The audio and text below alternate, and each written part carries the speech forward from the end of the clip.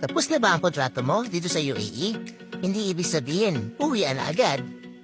Mga kabayan, alam niyo ba na kapag natapos na ang kontrata ng isang domestic workers o isang OFW dito sa UAE, may legal na paraan para mag-stay pansamantala at makahanap ng bagong trabaho. Ganito lang yan. Kapag natapos na ang kontrata o ang visa, may grace period ka. Sa loob ng grace period, pwede ka maghanap ng bagong employer. Kailangan lang, legal ang status mo, walang absconding o kaso, at dumaan sa tamang proseso.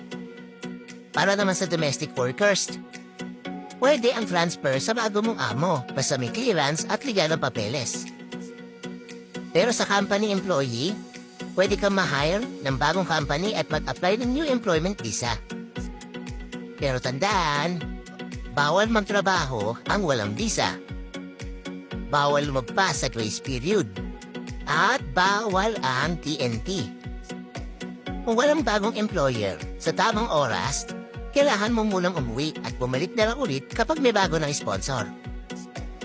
Lahat ng ito ay dapat legal at dokumentado. Iwas fixer, iwas problema. Ang video na ito ay for information purpose only. Para sa update at official guidelines, mag-inquire sa MORE o TADPIR o sa immigration dito sa UAE. So kung gusto niyo na ganitong tip, ito lang po ang inyong lingkod si Kabusog. Don't forget to like, follow, and share.